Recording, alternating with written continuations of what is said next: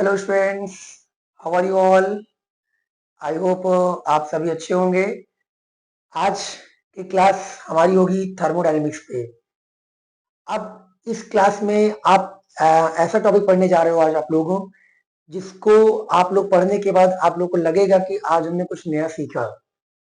Last class में हमने बात की थी इक्विलिब्रियम पे और बहुत सारे डेरिवेशन पे भी बात किए थे हम लोग। केपी के सी रिलेशन के बारे में बात किए, सीपी सीवी के रिलेशन के बारे में बात किए। तो अब इसमें क्या है कि अब जो हम लोग बात करने वाले हैं वो हम बात करेंगे किस पे, हेस लॉ पे। हेस लॉ बेसिकली अगर देखा जाए एग्जाम पॉइंट ऑफ व्यू से बहुत ही ज्यादा इंपॉर्टेंट है। ऐसा कोई एग्जाम नहीं है जिसमें हेस लॉ का कोई क्वेश्चंस बने ना। और जबकि आप देखेंगे एनसीईआरटी क्वेश्चंस में, एनसीईआरटी बुक में जितने भी एक्सरसाइज क्वेश्चंस हैं उनमें most of the questions based है किस पे, हेस लॉ पे। बहुत ही इजी कॉन्सेप्ट है, जिसको समझ में आ गया उसके लिए कॉन्सेप्ट बहुत ही इजी है। क्वेश्चंस कोई भी आ जाए सारे क्वेश्चन लग जाएंगे। बाकी देखने में ऐसा लगता है कि हाँ क्वेश्चन बहुत टफ है, बहुत लेंदी है, बट नहीं, क्वेश्चन बिल्कुल आपको देख के मजा आ जाएगी। So welcome back to my channel, that is learners pro Adda. आज जो हमारे चैनल के साथ नए जुड़ रहे हैं, आप लोगों से रिक्वेस्ट है चैनल को आप लोग सब्सक्राइब करिएगा और बेल आइकन को जरूर दबाइएगा, ताकि इसी तरीके से आपको और वीडियोस प्रोवाइड करते रहें। और इस वीडियो में आप लास्ट तक बने रहिएगा। अगर इस वीडियो को आप लास्ट तक देखते हो तो कंफर्म है कि आप किसी भी लेवल के क्वेश्चंस आप उठा लो हेस लॉ के, चाहे वो एनसीईआरटी के हो, चाहे वो कोई साइड बुक के हो, चाहे वो कोई जेई के हो, चाहे वो कोई नीट के हो, इन सभी क्लास के लिए ये न्यूमेरिकल्स आपको काम आने वाले हैं। आपको ये कॉन्सेप्ट आना ही आना चाहिए। मतलब ये आप श्योर कर लीजिए कि इससे क्वेश्चन आपका एग्जाम में जरूर से जरूर आएगा। ऐसा कोई एग्जाम नहीं है जिसमें हेस लॉ से कोई क्वेश्चन बने ना। तो हम लोग वीडियो को स्टार्ट करते हैं। स्टार्ट करेंगे पहले हम लोग हेस लॉ से, और उसके बाद फिर हम हेस लॉ के डेफिनेशन की बात करेंगे और उसके रिलेटेड न्यूमेरिकल्स की हम बात करेंगे, क्योंकि न्यूमेरिकल्स ही तो मेन है हेस लॉ में कि न्यूमेरिकल्स को हम किस तरीके से सॉल्व करें। तो आप लोग कॉपी और पेन लेके बैठिए, फिर हम स्टार्ट करने जा रहे हैं हेस लॉ के ऊपर। यहाँ पे आपके सामने डेफिनेशन लिखी है कि what is the meaning of Hess law. एक लाइन और लिखी है, of constant summation, Hess law of constant summation. Summation का मतलब होता है एडिशन करना। इस डेफिनेशन को पहले हम समझते हैं। क्या लिखा हुआ है, it states that if a reaction can take place by more than one route और स्टेप्स। अगर कोई रिएक्शन है, मान लीजिए कोई रिएक्शन हो रही है, रिएक्टेंट गिव्स प्रोडक्ट, अगर उस रिएक्टेंट को प्रोडक्ट में कन्वर्ट अगर होना है, हो सकता है कि वो सिंगल स्टेप में परफॉर्म हो जाए, या पॉसिबिलिटी हो सकती है कि उसको सेवरल स्टेप लग जाए रिएक्टेंट को कन्वर्ट करने के लिए प्रोडक्ट में। दोनों पॉसिबिलिटी होगी। And the initial and final condition are same, मतलब इनिशियल पाथ और फाइनल पाथ दोनों पे क्या हो, दोनों क्या होंगे, सेम होने चाहिए। क्या मतलब है इसका, सपोज ये कोई रिएक्टेंट है, रिएक्टेंट, और ये क्या है, प्रोडक्ट। प्रोडक्ट मान लीजिए हमने बोला कि ये एक स्टेप में हुआ, रिएक्टेंट से प्रोडक्ट को फॉर्म करने में जो इंथैल्पी चेंज था वो टोटल इंथैल्पी था डेल्टा एच। ठीक, वो टोटल इंथैल्पी क्या था, डेल्टा एच मान लीजिए।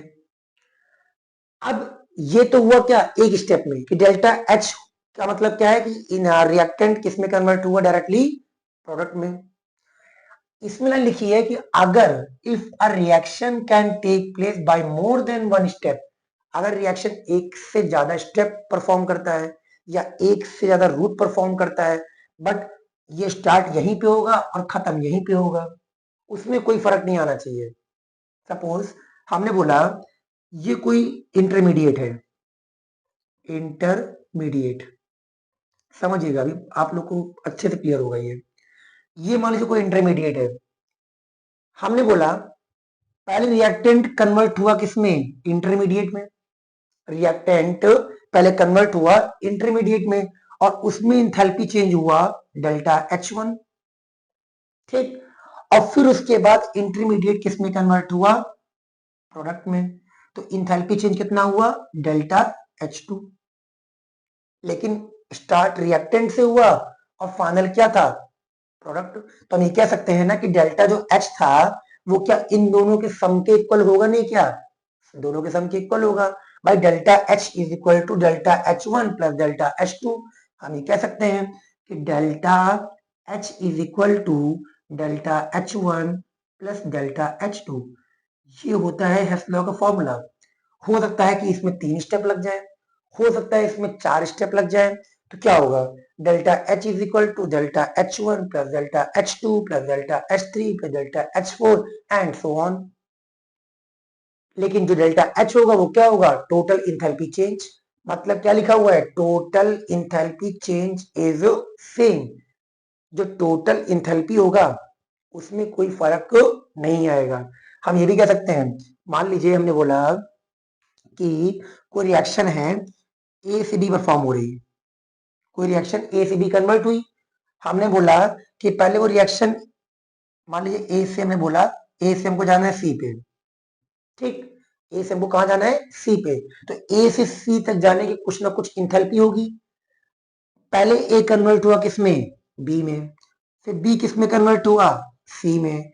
इसका मतलब क्या, बी भी कॉमन है तो डायरेक्टली ए किसके पास जाएगा, डायरेक्टली ए जाएगा सी के पास।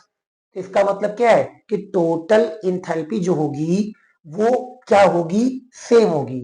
चाहे वो 2 स्टेप में रिएक्शन हो, चाहे वो 3 स्टेप में हो, चाहे जितने स्टेप में हो। क्योंकि जितने भी न्यूमेरिकल्स आप सॉल्व करोगे सभी न्यूमेरिकल्स में यही फॉर्मूला लगेगा।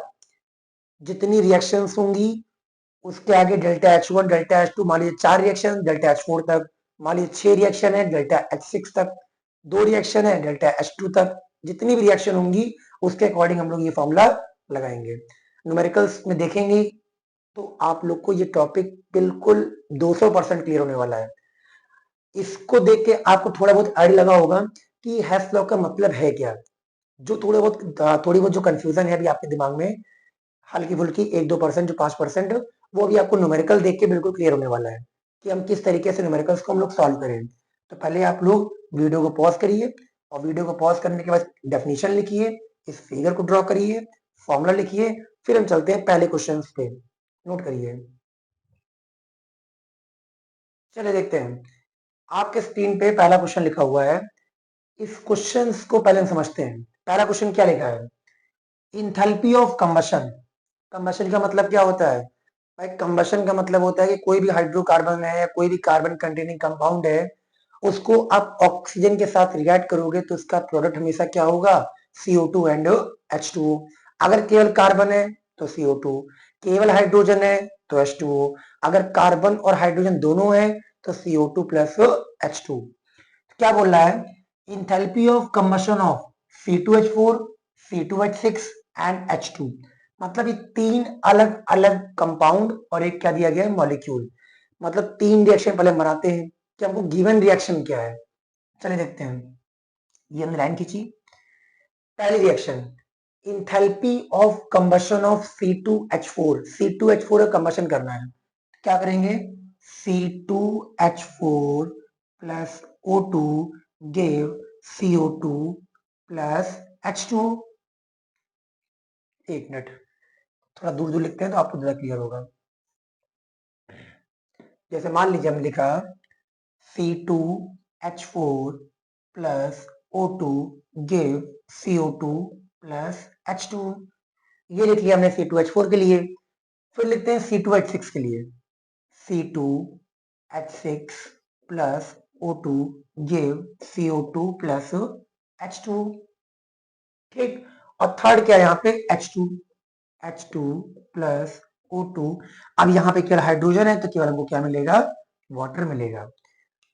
अब इसके आगे ना जाके पहले हम क्या करेंगे, रिएक्शन को बैलेंस करेंगे। रिएक्शन को बैलेंस करने के लिए कार्बन 2 है, कार्बन 2 हुए, हाइड्रोजन 4 है, ये 2 हुए, ऑक्सीजन 2 2 जा 4 और प्लस 2 6, ये हो गया 3। बैलेंस हो गया पहली रिएक्शन। दूसरे थर्ड को करते हैं पहले। H2 है, ऑप्शन 2 ऑप्शन 1, इसको आप कर दो 1/2, 2 कैंसिल, ऑप्शन 1 बैलेंस हो गया। अब बचाइए कार्बन 2, ठीक, हाइड्रोजन 6, 3 से मल्टीप्लाई। अब कितने ऑप्शन हो गए, 2 जा 4 और 4 + 3 कितना होगा 7, तो इसको कर लो 7/2। ठीक, ये हमारी क्या है, गिवन रिएक्शन, गिवन रिएक्शन। यहां तक क्लियर सभी को। अब हमें एक ना एक रिक्वायर्ड रिएक्शन ये तो बनी बनाई दी होगी या तो हमको बनानी होगी। यहाँ पे निकालना क्या है, enthalpy of hydrogenation of ethene. What is the meaning of hydrogenation, hydrogenation का मतलब होता है एडिशन रिएक्शन, कि हम अनसैचुरेटेड हाइड्रोकार्बन को हम कन्वर्ट करते हैं सैचुरेटेड हाइड्रोकार्बन में। डबल बॉन्ड को हम कन्वर्ट करेंगे सिंगल बॉन्ड में, ट्रिपल बॉन्ड को हम कन्वर्ट करेंगे सिंगल बॉन्ड में। वो होता है हाइड्रोजनेशन, और ये कैसे पॉसिबल है, by addition of hydrogen. Hydrogen को ऐड करेंगे और उसको हम किस में कन्वर्ट करेंगे, सैचुरेटेड में। तो रिक्वायर्ड रिएक्शन लिखते हैं, रिक्वायर्ड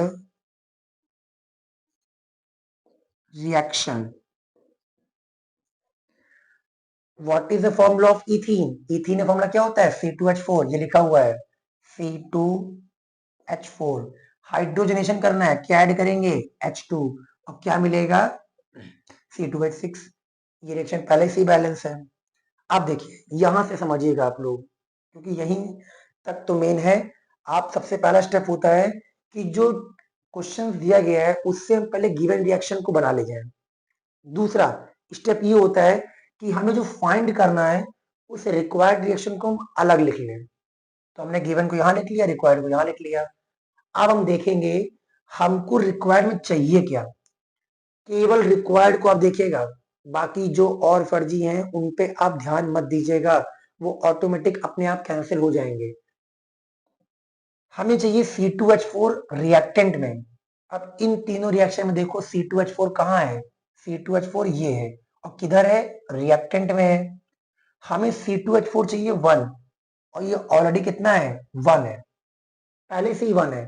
तो इसमें हम कुछ भी छेड़छाड़ नहीं करेंगे, इसको हम क्या करेंगे, डायरेक्टली इसको 1 से आप मल्टीप्लाई कर दो, बाकी समय मतलब ही नहीं है, बाकी समय मतलब नहीं है। ठीक, अब सेकंड हमें चाहिए H2 रिएक्टेंट में, H2 रिएक्टेंट में ही है, H2 कितने चाहिए 1, और ये पहले से ही 1 है। ठीक है, इसमें भी मल्टीप्लाई क्या करेंगे 1 का करेंगे। ये दो तो हो गए, ये दो तो हो गए। अब देखिए C2H6 चाहिए हमें, कहाँ कहाँ, प्रोडक्ट में। C2H6 क्या यहाँ पे है, नहीं है, C2H6 ये है, गिवन रिएक्शन में रिएक्टेंट में, और हमको किस इधर करना है, प्रोडक्ट में करना है। अगर कभी भी अदला बदली करनी है, अगर रिएक्टेंट को भेजना है प्रोडक्ट में, प्रोडक्ट को भेजना है रिएक्टेंट में, तो उसमें आपको माइनस से तो मल्टीप्लाई करना ही करना है। जैसे आप मैथ से पढ़ते हो, इज इक्वल टू उधर जाते हैं साइन उल्टा होता है कि नहीं होता है। आप इज इक्वल टू उधर लेफ्ट LHS से RHS में गए तो साइन चेंज हुआ, RHS से LHS आए तो वहां साइन चेंज हुआ। तो वैसे यहाँ पे C2H6 1 चाहिए, C2H6 1 है तो, बट हमको कहाँ चाहिए, राइट में। तो उसके लिए हम क्या करेंगे, -1 से मल्टीप्लाई करेंगे। क्या करेंगे, -1 से। आप चाहें तो दोबारा से इस रिएक्शन को हम लिख लेते हैं, दोबारा से इस रिएक्शन को लिखते हैं, और देखना हमको केवल ये मिलने वाला है, बाकी सब कैंसिल हो जाएगा। आप वीडियो को पॉज करिए, पॉज करके इसको लिख लीजिए, फिर हम इसको रफ करके हम ये जो मल्टीप्लाई हमने जो किया है उसमें आपको दिखाते कि ये आएगा कैसे।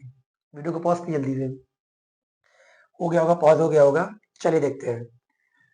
भाई पहली रिएक्शन को 1 से करेंगे तो कुछ बदलाव नहीं होगा, थर्ड को 1 से करेंगे कुछ बदलाव नहीं होगा, लेकिन सेकंड में तो बदलाव होगा ना, सेकंड में बदलाव होगा। क्या होगा, ये माइनस से करोगे तो बन जाएगा माइनस, ठीक, इसको माइनस से करोगे तो क्या बन जाएगा माइनस, ठीक, इसको करोगे तो क्या बन जाएगा ये माइनस, और इसको भी करोगे तो क्या बन जाएगा ये माइनस। बाकी पहली और तीसरी में कोई फर्क ही नहीं। ठीक, अब देखिए प्लस का 2CO2 माइनस का 2CO2 कैंसिल हो गया, 2H2O प्लस H2O 3H2O, और 3H2O में से -3H2 करेंगे क्या हो जाएगा, कैंसिल हो जाएगा, खत्म। ये तो पूरा खत्म ही हो गया। अब देखिए ये प्लस 3 को 1/2 में ऐड करो, 3 प्लस 1/2, 3 2 जा 6 प्लस 1 7/2O2 प्लस का 7/2O2 प्लस का और माइनस 7/2O2, तो ये भी क्या हो गया, कैंसिल हो गया, सब कैंसिल हो गया। तो बचा क्या भाई, C2H4 लिख लिया, H2 लिख लिया, ये माइनस में उधर गया तो हो गया क्या, प्लस। इसका मतलब कि आपकी रिक्वायर्ड रिएक्शन बिल्कुल भी सही है, कहीं भी कोई मिस्टेक नहीं है। अगर हल्का सा भी आप साइन की मिस्टेक करोगे तो ऑटोमेटिक आपको मालूम चल जाएगा, आपको रिक्वायर्ड रिएक्शन सही से मिलेगी नहीं। ठीक है, आप चेक कर सकते हैं। अब देखिएगा, ध्यान दीजिएगा, ये तो हो गया हमारा स्टेप। अब हम लगाएंगे formula, delta H is equal to, यहाँ पे कितनी रिएक्शन है, 3, 1 2 3, डेल्टा H1 लिखो, डेल्टा H2 लिखो, डेल्टा H3 लिखो। सबके इसमें क्या होता है, प्लस। लेकिन पहले वाले को 1 से मल्टीप्लाई किया है तो 1 से करेंगे कोई फर्क नहीं, अगले वाले को -1 से किया है तो ये साइन क्या होने वाला है, चेंज। -1 से करोगे तो क्या बन जाएगा, ये माइनस बन जाएगा। और थर्ड वाले को किससे मल्टीप्लाई किया, 1 से, तो कोई बदलाव नहीं। तो वैल्यू पुट करते हैं, डेल्टा H1 की वैल्यू क्या है, माइनस का 1409.5 माइनस डेल्टा H2 की वैल्यू क्या है, माइनस का 1558.3 और प्लस माइनस क्या हो जाएगा, फिर से माइनस हो जाएगा, डेल्टा H3 क्या है, माइनस 285.6 285.6 चेंज करते हैं, minus 1409.5 minus minus plus 1558.3 minus 285.6। तो पहले हम क्या करते हैं, इस माइनस माइनस को हम ऐड करते हैं, क्या आएगा 1409.5 285.6, ये आएगा 1, 9 प्लस 9 10 15, 1 कैरी 9, 4 प्लस 2 6 और ये हो गया माइनस, ये आ गया माइनस का 1695.1 प्लस 1558.3, प्लस माइनस क्या हो जाएगा, माइनस क्या आने वाला है, 1558.3, 11 में 3 गया 8, और ये 14 में हट गया 6, फिर 8 में 5 गया 3 और यहाँ बचा 1, माइनस का 136.8 किलो जूल, ये आपका क्या होगा आंसर, माइनस का 136.8 किलो जूल। ठीक है, आई होप आप लोगों को क्लियर हुआ होगा। पहले हमें हेस लॉ के जितने भी क्वेश्चंस हों, पहले हम क्या करेंगे, गिवन रिएक्शन को हम बनाएंगे। भाई गिवन रिएक्शन आपने बनाई पहले, फिर आप देखो हमको रिक्वायर्ड रिएक्शन चाहिए क्या, रिक्वायर्ड रिएक्शन हमने बना ली और उसी को देख के हम क्या करेंगे, इसमें मल्टीप्लाई करेंगे। इसमें तो भाई सब मल्टीप्लीकेशन 1 से हुआ, 1 से हुआ। अभी हम अगला क्वेश्चन लेते हैं, वहां पे कहीं 2 से मल्टीप्लाई, कहीं 3 से मल्टीप्लाई, तो चेंजमेंट आएगा। तो पहले आप इस वीडियो को पॉज करिए, इसको पॉज करके लिखिए, फिर हम चलते हैं सेकंड क्वेश्चन में। देखते हैं, अब सेकंड क्वेश्चन है। सेकंड क्वेश्चन में थोड़ा सा फिर चेंज किया हमने, क्या चेंज किया, यहाँ पे वर्ड आ गया फॉर्मेशन। अभी हमने पढ़ा इंथैल्पी ऑफ हाइड्रोजनेशन के बारे में और इंथैल्पी ऑफ कंबशन के बारे में। चलिए देखते हैं, enthalpy of combustion of acetic acid दिया है -867 और enthalpy of formation of CO2 and H2 दिया गया है माइनस का 393.5 एंड माइनस का 285.9। उसके आगे कैलकुलेट क्या करना है, अभी उस पर हम ध्यान नहीं देंगे, पहले हम किस पे ध्यान देंगे, गिवन रिएक्शन पे।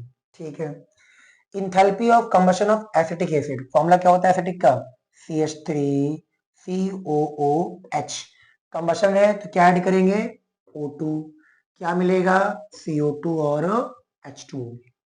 ठीक, अब देखिए पहले फर्स्ट रिएक्शन को बैलेंस कर लेते हैं, कार्बन 2 है, 2 कर लिया, हाइड्रोजन 3 है, 4 है, 2 कर लिया, ऑक्सीजन कितने हो गए, 2 2 जा 4 प्लस 2 6, यहाँ पे 2 है ही है, 2 2 जा 4 प्लस 2 6, पहली रिएक्शन तो बैलेंस हो गई। अब ध्यान दीजिएगा, इंथैल्पी ऑफ फॉर्मेशन, भाई देखो इंथैल्पी ऑफ फॉर्मेशन का मतलब होता है कि 1 मोल ऑफ कंपाउंड को बनाने के लिए कितने एलिमेंट्स लगे। क्या बोला हमने, 1 मोल ऑफ कंपाउंड को बनाने के लिए कितने एलिमेंट्स लगे। फॉर्मेशन में कभी भी बैलेंसिंग हम रिएक्टेंट साइड नहीं करते, सॉरी प्रोडक्ट की साइड नहीं करते। जो बैलेंसिंग करनी है हमको रिएक्टेंट की तरफ करनी है। हमको रिएक्टेंट में कुछ भी आप बैलेंस करो, कुछ भी मल्टीप्लाई करो, लेकिन रिजल्ट 1 मोल ऑफ कंपाउंड मिलना चाहिए। तो क्या बोला हमने, enthalpy of formation of CO2। अब बताओ CO2 को बनाने के लिए कौन कौन से एलिमेंट लगेंगे, C और O2, C प्लस O2। और H2O को फॉर्मेशन, H2O के फॉर्मेशन के लिए H2O को बनाने के लिए क्या क्या लगेगा, H2 प्लस O2। हम कोई बैलेंसिंग अब यहाँ नहीं करेंगे, जो बैलेंसिंग करनी है रिएक्टेंट में करनी है। ये केवल फॉर्मेशन की बात कर रहे हैं, बाकी कंबशन में आप इधर जाए बैलेंसिंग करो चाहे इधर बैलेंसिंग करो, सब चलेगा। बट फॉर्मेशन में हमेशा बैलेंसिंग कहाँ होती है, रिएक्टेंट में। तो ये 2 O है, 2 O है, C1 है, C1 है, कुछ करना ही नहीं है। अगले वाले में O2 है, O1 है, 1/2 कर दो, हो गया बैलेंस। ये हमारी 3 रिएक्शन क्या है, गिवन रिएक्शन। अब करते हैं रिक्वायर्ड रिएक्शन, जो हमें चाहिए। भाई गिवन जो बना ले गया, जो रिक्वायर्ड बना ले गया, समझो आधा क्वेश्चन तो सॉल्व हो गया। Required, calculate enthalpy of formation of acetic acid. क्या बोला, formation of acetic acid CH3COOH को बनाने के लिए कौन कौन से एलिमेंट लगेंगे। यहाँ पे एसिटिक का कंबशन किया था, अब में फॉर्मेशन क्या है, एसिटिक का फॉर्मेशन कैसे होगा, कितने एलिमेंट्स हैं, कार्बन, हाइड्रोजन और ऑक्सीजन। तो carbon plus hydrogen plus oxygen, सबको अपने ओरिजिनल स्टेट में ले लिया। हाइड्रोजन और ऑक्सीजन मॉलिक्यूल फॉर्म में होते हैं, वो लिख लिया। बैलेंस कर लेते हैं पहले। कार्बन यहाँ कितने हैं, 2, 2 कर लिया। हाइड्रोजन 3 1 4, 2 कर लिया। ओ कितने, 2, ओ कितने, 2। रिक्वायर्ड रिएक्शन भी आप बैलेंस करोगे, गिवन रिएक्शन ही बैलेंस करोगे, रिक्वायर्ड ही बैलेंस करोगे। अब हम देखेंगे कि हमें क्या मल्टीप्लाई करना है। चलिए देखते हैं, क्या कहा था पिछले क्वेश्चन में, हमको केवल रिक्वायर्ड रिएक्शन देखनी है, और जो फर्जी एलिमेंट आ रहे हैं, फर्जी कंपाउंड आ रहे हैं, उस पर आप बिल्कुल ध्यान मत दो। ठीक, अब देखो पहला क्या है, 2C, C चाहिए 2, वो भी कहाँ, रिएक्टेंट में। C ये है रिएक्टेंट में, बढ़िया है। और C हमको 2 चाहिए, तो हम क्या करेंगे, इस रिएक्शन को पहले हम 2 से मल्टीप्लाई करेंगे। ठीक, तभी तो 2C बनेगा। ठीक सर, H2 चाहिए 2, H2 कितने चाहिए, 2, वो भी कहाँ चाहिए, रिएक्टेंट में। इसको भी आप क्या करोगे, 2 से मल्टीप्लाई करोगे। ठीक है सर, O2 चाहिए, O2 में बहुत झमेला है, O2 में दिक्कत है, छोड़ देता हूँ। CH3COOH हमें चाहिए रिजल्ट में, और CH3COOH कहाँ है, रिएक्टेंट में। एक मॉलिक्यूल चाहिए, एक है, बट हमको इधर चाहिए, तो इस वाले को आप मल्टीप्लाई कर दो -1 से। ठीक, इस वाले को आप मल्टीप्लाई कर दो -1 से, तो ऑटोमेटिक पूरी रिएक्शन आपकी सॉल्व होने के बाद कैंसिल होगी, और रिजल्ट हमको यही मिलने वाला है। आप करके देख लीजिएगा, एक और तो बता देते हैं। देखिए, अगर माइनस से करोगे, वीडियो को पॉज कर लीजिए, वीडियो को पॉज करके रिएक्शन लिख लीजिए और देख लीजिए किससे किससे हम मल्टीप्लाई कर रहे हैं और रिक्वायर्ड रिएक्शन क्या है। अब इसी में हम दिखाते हैं कि कैसे ये आएगा। O2 पे हमने ध्यान दिया नहीं, बट O2 यहाँ कैंसिल होने वाला है। आपको सोचिए 2 से मल्टीप्लाई करेंगे तो ये 2 हो जाएगा, ये 2 हो जाएगा, ये 2 हो जाएगा, ये 2 है तो ये भी 2 हो जाएगा। 1/2 को 2 से करेंगे क्या आएगा, 1 आएगा। ठीक, फिर इसको 2 से करेंगे तो ये भी 2 हो जाएगा। अब पहली वाली को माइनस से सबको मल्टीप्लाई करना है, तो ये माइनस, ये प्लस हो जाएगा, माइनस, ये भी माइनस, और ये प्लस हो जाएगा माइनस। तो -2H2O plus 2H2O cancel, -2CO2 plus 2CO2 cancel, 2O2 और 2O2 माइनस प्लस कैंसिल, क्या बचा, 2C, ये है 2C, 2H2 ये है, O2 ये है, और बचा ये, उसको इधर भेज दो, हमको ये मिल गया। मतलब आपकी रिएक्शन 100% सही है। ठीक, अब देखिए, delta H is equal to delta H1 delta H2 plus delta H3। Delta H1 में किससे मल्टीप्लाई किया, -1 से, तो ये आप लगा दोगे आगे क्या, माइनस। डेल्टा H2 किससे मल्टीप्लाई किया, 2 से। आप देखिएगा यहाँ लगाएंगे आप 2, जिससे आप मल्टीप्लाई करोगे नंबर से मल्टीप्लाई यहाँ भी करोगे।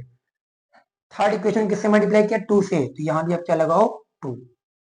ठीक, रखो वैल्यू अब, इज इक्वल टू H1 की वैल्यू क्या है, मतलब H1 क्या था, कंबशन ऑफ एसिटिक -867, ये माइनस अलग, इसका माइनस 867 अलग, plus 2 into delta H two कितना है, delta H two minus 393.5 plus 2 delta H three कितना है माइनस 285.9। इस रिएक्शन को आप सॉल्व करिएगा। एट लास्ट हम इसका आंसर लिख दे रहे हैं, जो आंसर आएगा माइनस का 491.8। ये आप खुद कर सकते हैं, इतनी आपको मैथ आती है, क्लास 11 के अच्छे हो, इतना आप सभी लोग को आता होगा। ठीक, तो ये सॉल्व करने पे क्या आएगा माइनस 491.8 किलो जूल। तो इसमें थोड़ा भी चेंज किया हमने, क्या, इंथैल्पी ऑफ फॉर्मेशन। देखिए enthalpy of formation, enthalpy of combustion और इंथैल्पी ऑफ हाइड्रोजनेशन, ये सब वर्ड्स आपको हर न्यूमेरिकल में मिलने वाले हैं। तो वीडियो को पॉज करिए, पॉज करके इसको नोट करिए, फिर हम चलते हैं नेक्स्ट क्वेश्चन पे। थर्ड क्वेश्चन लिया हमने, ये थर्ड क्वेश्चन आपके एनसीईआरटी बुक का है, बहुत ही इजी क्वेश्चन है, बहुत ही आसानी तरीके से आप सॉल्व कर ले जाओगे।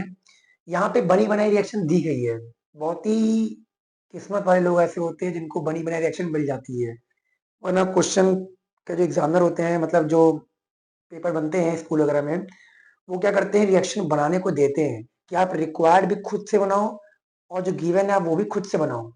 बट यहाँ पे क्या है कि जो गिवन रिएक्शन है वो पहले से दे दी गई है, बस केवल हमको बनानी क्या है, रिक्वायर्ड रिएक्शन। क्या बनानी required reaction, enthalpy of formation of CH3OH। क्या बोलते हैं CH3OH को, मिथेनॉल। पहले बनाते हैं रिक्वायर्ड रिएक्शन। CH3OH को बनाने के लिए हमें क्या चाहिए, कार्बन, हाइड्रोजन और ऑक्सीजन। कार्बन, हाइड्रोजन और ऑक्सीजन बैलेंस करते हैं, कार्बन एक, हाइड्रोजन 3 और 1 कितना हुआ 4, इसको 2 से मल्टीप्लाई। ओ यहाँ पे 2 है, यहाँ पे 1 है, इधर मल्टीप्लाई कर नहीं सकते, क्यों, इंथैल्पी ऑफ फॉर्मेशन है, इसको हम कर देते हैं 1/2। ठीक, ये रिक्वायर्ड रिएक्शन है। अब देखते हैं कि हमें यहाँ पे किससे मल्टीप्लाई करें। चलिए देखते हैं, कार्बन चाहिए 1, ये पहले से ही 1 है, रिएक्टेंट में चाहिए, पहले से रिएक्टेंट में है, इसको आप मल्टीप्लाई करो 1 से। हाइड्रोजन कितने चाहिए 2, ये कितने है 1, इसको आप मल्टीप्लाई करो 2 से। और CH3OH चाहिए राइट में, और इधर कहाँ है, लेफ्ट में, इसको आप मल्टीप्लाई करो -1 से। बस हो गया बैलेंस। आप करके देख लेना, कंफर्म बैलेंसिंग आएगी। आप माइनस करके देख लो, और तो एक बता दें माइनस CO2 और ये हो जाएगा 1 CO2, तो minus CO2 plus CO2 cancel हो जाएगा, -2H2O प्लस 2H2O ये भी कैंसिल। देखिए ये माइनस, ये माइनस, ये माइनस, ये माइनस, ये हो जाएगा 2, 2 से काटोगे तो ये हो जाएगा कितना हो जाएगा 1/2, ये हो जाएगा 1 अगर 2 से आप करोगे तो, और ये हो जाएगा 2। तो पहले आप -CO2 प्लस CO2 काट दिए, -2H2O प्लस 2H2O काट दिए, और O2 प्लस O2 कितना होगा 2O2, और 2 में से आप -3/2 करो, 2 जब 4 कितना आएगा 1/2 O2 मिल गया, मतलब यहाँ से आपको मिल गया। C चाहिए C मिल गया, 2H2 चाहिए 2H2 मिल गया, ये माइनस है उधर जाएगा तो प्लस, सब कुछ फिट बैठ गया। अब लिखते हैं formula, delta H is equal to delta H1 plus delta H2 plus delta H3। H1 में किससे मल्टीप्लाई किया, माइनस से, ठीक। H2 में किससे मल्टीप्लाई किया 1 से, कोई फर्क नहीं। H3 में किससे मल्टीप्लाई किया 2 से, वैल्यू पुट करते हैं, माइनस, इसकी वैल्यू कितनी है -726, -726। H2 कितना है -393, प्लस 2 टाइम्स ऑफ H3 कितना है -286, ये हो जाएगा minus minus plus 726 -393 plus minus plus minus क्या हो जाएगा माइनस, 2 6 जा 12, 1 कैरी, 2 8 जा 16, 17, 1 कैरी, 2 2 जा 4, 5, ये माइनस माइनस क्या हो जाएगा प्लस, करते हैं हरफ में, इसको आप हटा दो यहाँ से।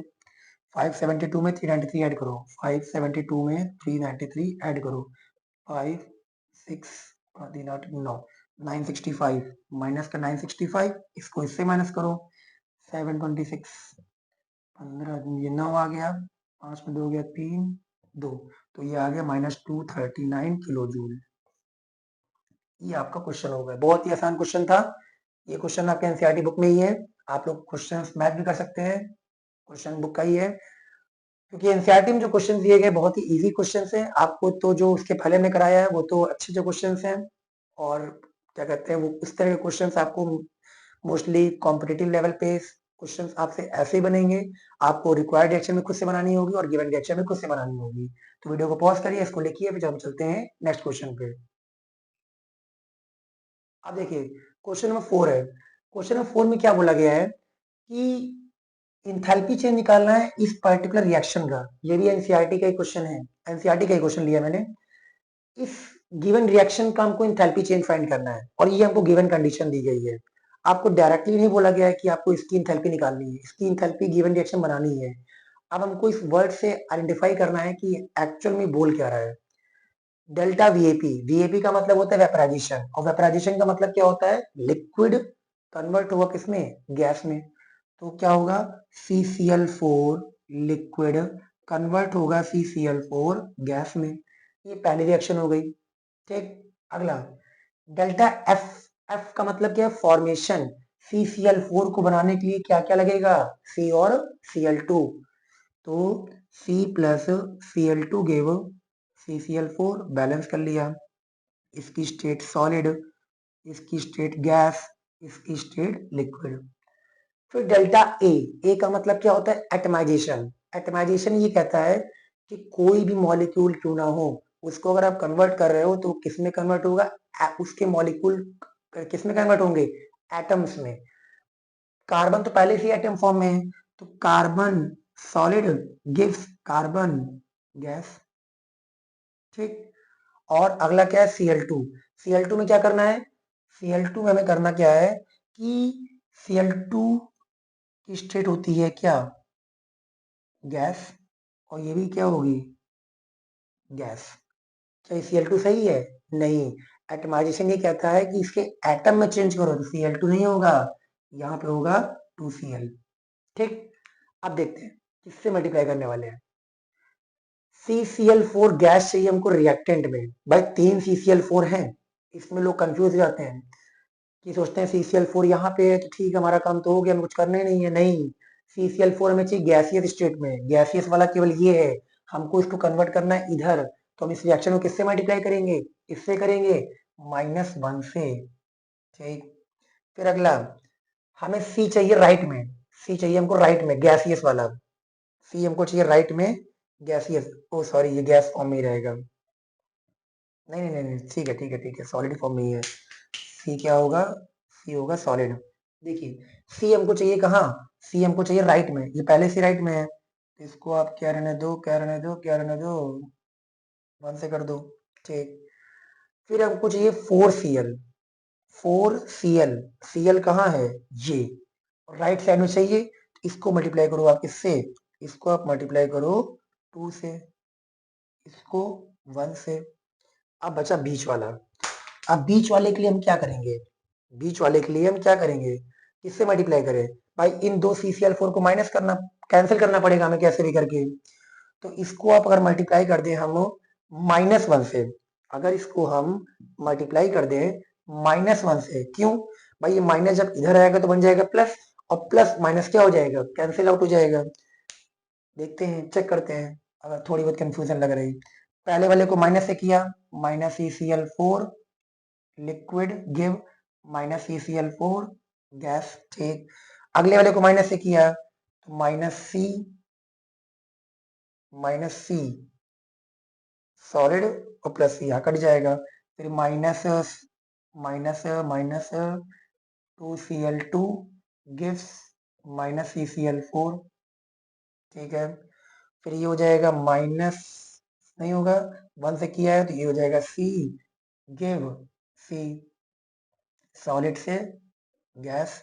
ये करोगे 2 से तो 2Cl2 गैस किसमें कन्वर्ट होगा, 2 2 जा 4Cl गैस, 2Cl2 गैस, और 2Cl2 गैस कट गया। ठीक है, कार्बन और कार्बन कट गया। ठीक है, इसको आप इधर ले जाओगे तो ये और ये कैंसिल हो जाएगा, क्या बचा, C और 4Cl इधर बचा, C प्लस 4Cl इधर बचा, और इसको जब इधर लेके आओगे तो क्या बचेगा, CCl4। और हमें यही चाहिए था, CCl4 gas give carbon of gas बचा, और Cl ऑफ भी गैस बचा। मतलब हमको रिक्वायर्ड रिएक्शन मिल गई, फाइनली रिक्वायर्ड रिएक्शन मिल गई हमको। आप फॉर्मूला लगाइए delta H is equal to delta H1 plus delta H2 plus delta H3। H1 में किससे मल्टीप्लाई किया है? H1 में किया -1 से, सॉरी 4 रिएक्शन है भाई, डेल्टा H4 भी होगा, H4 भी होगा, 4 है। डेल्टा H1 में किया माइनस से मल्टीप्लाई, फिर डेल्टा H2 में भी माइनस से किया, माइनस डेल्टा H2, H3 में किसी से नहीं करेंगे तो प्लस डेल्टा H3, और H4 में किससे मल्टीप्लाई किया? 2 से, प्लस 2 डेल्टा H4, ये होगा। अब वैल्यू पुट करते हैं हम लोग, delta H is equal to H1 की वैल्यू क्या है? 30.5 माइनस 30.5 माइनस H2 की वैल्यू क्या है? माइनस माइनस का 135.5 प्लस डेल्टा H3 कितना है? 715 प्लस 2 टाइम्स ऑफ H4 कितना है? 242। इसको आप लोग सॉल्व कर सकते हैं, ठीक है। इसको सॉल्व करिए आप लोग, तो ये आएगा माइनस का 30.5 minus minus plus 135.5 plus 715 plus 2 2 जा 4, 2 4 जा 8, 2 2 जा 4। पहले प्लस वाले को करते हैं, इसको आप रहने दो -30.5, इन तीनों को प्लस करते हैं, ये होगा 715, 484 पहले ऐड करते हैं, 5 4 9, 8 1 9, 8 4 11, 1199, 1199 में हमने क्या ऐड किया? 135.5, ये हो गया 5, 9 5 14, 9 3 12, एक 13, एक कैरी 2 3 और बच गया 1, प्लस का 1334.5। इसको इससे माइनस करो, इसको इससे माइनस करो। भाई एडिशन तो आप लोग कर लीजिएगा यार, थोड़ा बहुत अगर मिस्टेक हो भी सकती है, चले देखते हैं, क्या पता ना हो भी सकती है, जरूर नहीं भी हो सकती है। 1334.5 में क्या माइनस करेंगे? 30.5, 0 4 0 3 1, मतलब ये आएगा 1304, 1304 प्लस का, ये प्लस यहाँ पे क्या है? बड़ा है। ये आ गई क्या? ये आ गई है इंथैल्पी चेंज, गिवन रिएक्शन की इंथैल्पी चेंज क्या आ गई? 1304 किलो जूल, किलो जूल पर मोल। ये सब वैल्यू किस में दी है? किलो जूल पर मोल, किलो जूल पर मोल, सब किलो जूल पर मोल में ही है। अब इसमें एक पार्ट और पूछा गया है, calculate bond enthalpy of CCl in CCl4। Bond enthalpy find करनी है। इस वीडियो को पॉज करिए, पॉज करके इसको लिखिए पूरा, फिर हम यहाँ पे बताने जा रहे हैं बॉन्ड इंथैल्पी कैसे निकालें। चलिए वीडियो को पॉज करिए जल्दी से, आई होप हो गया होगा। चलिए देखते हैं, यहाँ रफ करते हैं हम लोग, बॉन्ड इंथैल्पी फाइंड करते हैं। CCl4 में कितने बॉन्ड होते हैं भाई? कार्बन टेट्राक्लोराइड में कितने बॉन्ड होंगे? कार्बन टेट्राक्लोराइड में कितने बॉन्ड होंगे भाई? कार्बन टेट्राक्लोराइड में होंगे कितने बॉन्ड? CCl4 का स्ट्रक्चर होता है CCl Cl Cl Cl। Total bond कितने हैं? टोटल बॉन्ड है 4। तो बॉन्ड इंथैल्पी के लिए, बॉन्ड इंथैल्पी के लिए टोटल कितना है? 1304 डिवाइड बाई 4, बस हो गया आंसर।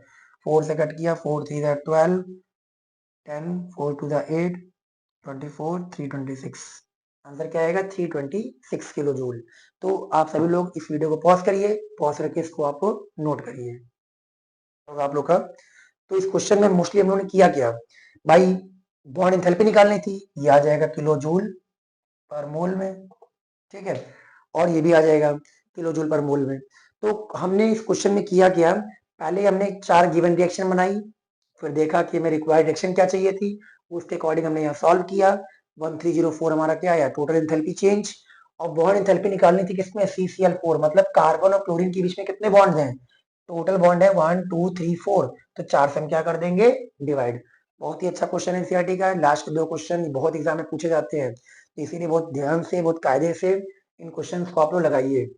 तो आज की क्लास में हम लोगों ने जो क्वेश्चंस लगाए, डेफिनेटली है कि अगर ये क्वेश्चंस आपने अच्छे से समझे होंगे, अच्छे से आपने कहीं पे नोट किए होंगे, तो डेफिनेटली है कि आप किसी भी साइड बुक के क्वेश्चन आप उठा लो, आप हेस लॉ के न्यूमेरिकल्स को आसानी से अच्छे तरीके से आप सॉल्व कर सकते हो।